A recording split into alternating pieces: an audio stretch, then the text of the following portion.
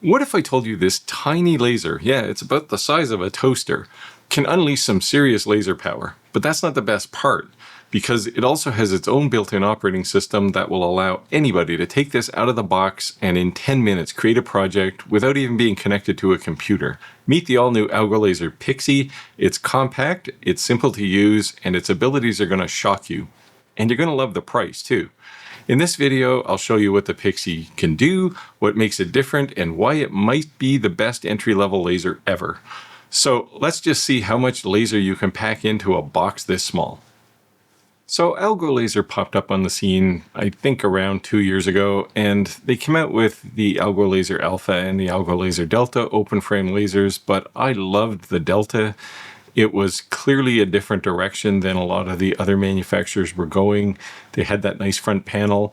Well, I was very happy to see that AlgoLaser was back, and they're now focused with the AlgoLaser Pixi at the entry-level market. So this is generally people who are buying their very first laser and maybe have no experience. So they wanted to focus on making things ultra easy. And the way they did that was by implementing a fairly advanced control inside the laser itself. It's called Algo OS. And basically it allows you to do everything you would ever need to do from the front panel. Now, that doesn't limit you in any way because you have all kinds of integration capabilities as well, and I'll talk about those. But the first thing I wanted to do is bring up the specs here for the Pixi. And again, I mentioned this is typically for a first-time user, probably somebody who's never used a laser before, maybe a hobbyist. It comes in 3 configurations, 3, 5, and 10 watt. And of course, it's a blue diode laser. You can see the spot sizes there. They're very small, which means this is probably going to be used mostly for engraving, although certainly the 5 and 10 watt can do some cutting, and I'll show you some of that. Workspace, it's a little small, but keeping in mind what this laser's for, 100 by 100 millimeters isn't too bad. As far as controlling this, you can certainly control it from the front panel with that Algo OS, but they haven't forgotten about Lightburn. You can plug this laser into your computer and you can use Lightburn, and that integration works very well. I'll show you that. But you can also control this from a phone. So if you have an Android or iOS phone, you can install the Algo app, and you can control from your phone as well. Price-wise here, this is where things get interesting. Now, these are introductory prices. The 3 watt starts at a mind-bogglingly low $199. And by the time you get up to the 10 watt, you're at $329. And again, these are about 20-25% discounted prices right now. So if you're interested in buying one of these, I will put an affiliate link in the description down below. But now is probably the time to jump on one of these if you're looking, because those prices are going to go up once they start mass production and open sales up from the pre-order phase. So those are the specs. What I wanted to do for the rest of this video is show you certainly some simple projects and using the front panel, so no computer connected. Then I'll show you a rotary attachment. This laser also has a rotary option, and you can use that. And I'll show you how to get that connected and use it. Again, from the front panel. I will do some Lightburn as well and show you just a basic Lightburn project that you can do, and I'll certainly run a material test through Lightburn, and then we'll come up with some pros and cons here, why you might want to buy this laser at all costs, or why you might want to avoid it. So I'll start with a bit of setup here. I don't normally cover unboxings, but I will in this case just because it's so simple. You take the manual off the top and lift the laser out, and you're ready to go. You can just set this down on a workbench, and after some soothing peeling of some plastic off the acrylic, the laser's pretty much set up. You pull some foam out of the inside, and that's all there is to it. Looking around the back, you'll see the usual kinds of things you would expect on a laser. There's the power plug and switch, so we'll plug in the adapter, which was in another box, along with the exhaust pipe, which we're also going to hook up here. And then I'll plug that into my main exhaust system. Now you'll see some other things here, like the thumb screws over on the side and the little hook there. The little hook is for the focus handle, and I'll show you that in a second here. But very simple setup. Again, everything they're focused on here with this Pixi is just ease of use. Now, the most obvious function you're going to use is focus, and they provide this little hammer. That's the thing that hooks on the back of the laser. Focus is done manually with the knob on top of the laser module, and you turn the laser down until that hammer's a little tight in there. And that's how simple it is. It would be nice in a laser focused on ease of use if there was autofocus, but at this price point, you're not going to get autofocus. So what they did was they made the focus as easy as they could possibly make it. So next I'll look at Algo OS, and it controls everything in the laser. So I'll start with settings where I can set up the network. I can go in and change machine settings. So if I want to turn on the roller, I can do that from here. The safety features, I can enable, disable, make them more sensitive, less sensitive. And then the laser, if you want to change laser modules, maybe you have a 3 watt and you bought a 10 watt, you can change it here. I'm going to leave mine at the 5 watt. Next is the motion mode, where you can go to high precision. If you're doing a precision engrave, I usually leave mine at the balanced. And then for controlling, I can move the laser around with that. And if I push the button in the center, it'll take it home. I'll talk about Algo Type and Algo Sketch as we go. But if I just want to load an image and maybe do a cut and engrave, I can select the image library there and choose that. So really, it's all there. You don't really have to think about it too much. Everything's pretty intuitive. And AlgoLaser just kind of makes things simple. Now, I wanted to start with a simple project here just to show you the general workflow that you would use if you're using Algo OS.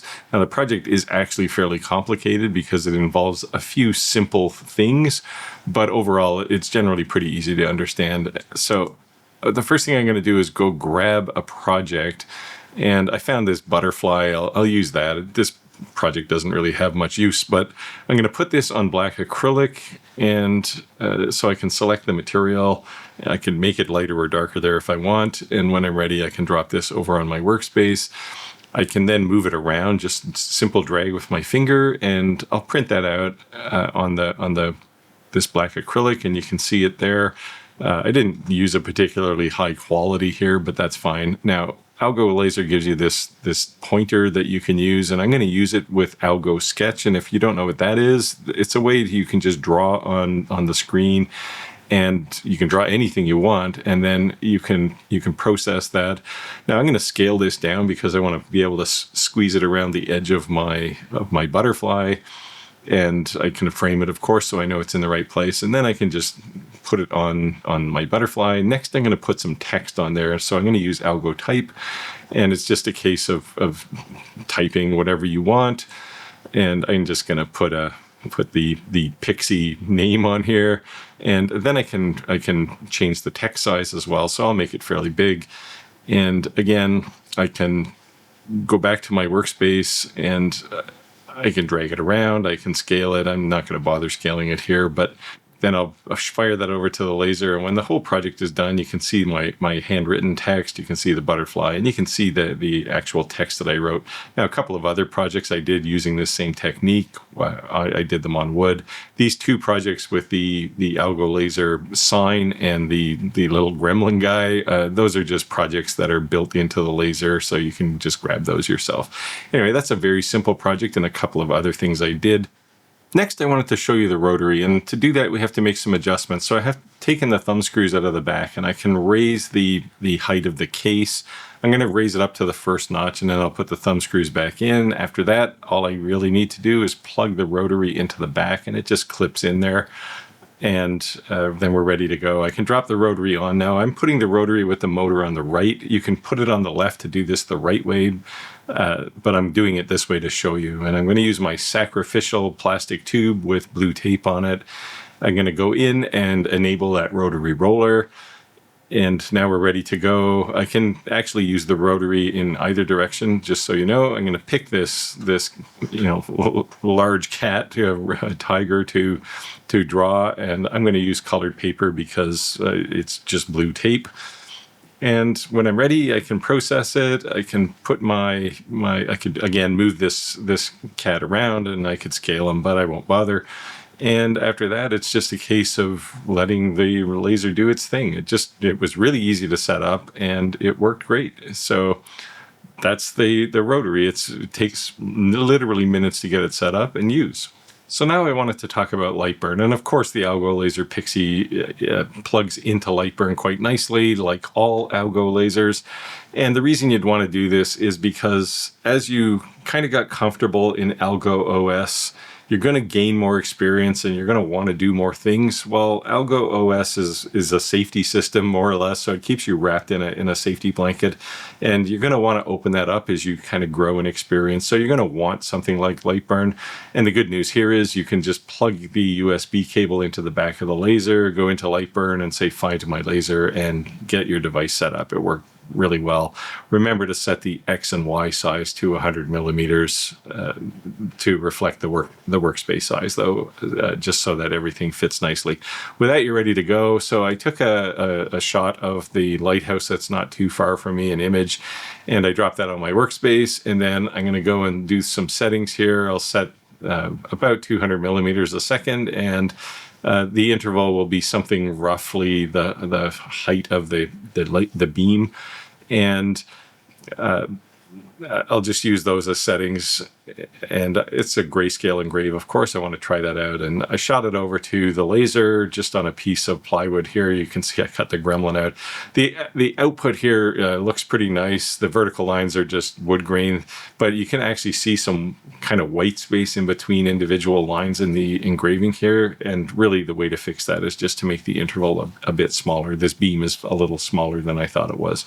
So all in all, Lightburn integration works really well. And again, as you kind of gain that more experience and get more comfortable with laser engraving, you're going to want something like Lightburn to open those floodgates so that you can do anything you want.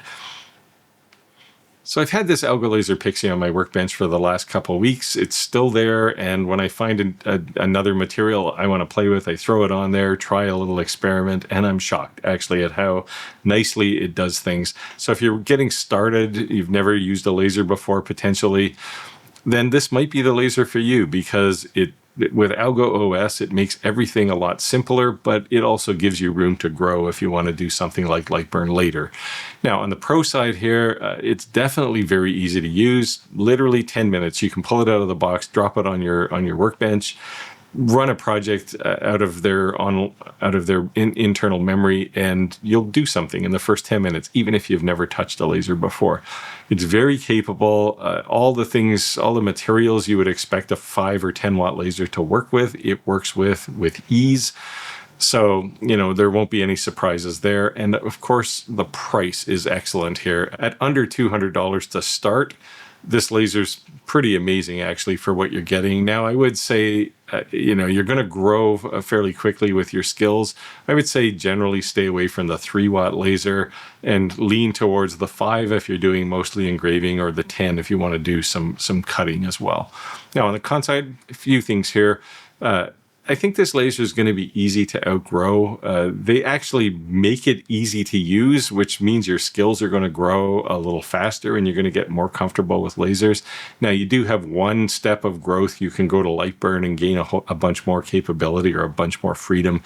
But at some point, the size is going to get to you, which is the next point here. The workspace might be a little small. Initially, it's fine if you're doing keychains or coasters or something, but you will outgrow this. I know from my early days in laser engraving, the very first things I started with were small items, but then I wanted to build big signs. And I outgrew my laser fairly quickly. So I think that might happen here. And finally, there's some design issues here. So the rotary plug on the back, if you think who's going to use this laser, it could be families, it could be kids. The rotary connector on the back, I think, is a little small and a little flimsy for, say, a kid who's going to yank on the wire and pull it out. This thing is connector locked, so you have to get your finger in there and press the little tab. I think I see situations where somebody's going to yank the cable and it's not going to come out and it's going to pull the connector off the end. Also, the little hanger for the focus hammers on the back of the laser, it would be nice if it was somewhere on the side, maybe, so a little more accessible, because it's something you use every single time you use your laser. And really, that's it. There's nothing major here. I like this laser, and we'll leave it at that. So if you're interested, there's an affiliate link in the description down below. And hopefully I see you in the exciting world of laser engraving if you're just getting started. With that, I'll wind down. I'll say get out there, make your world, and I'll see you next time.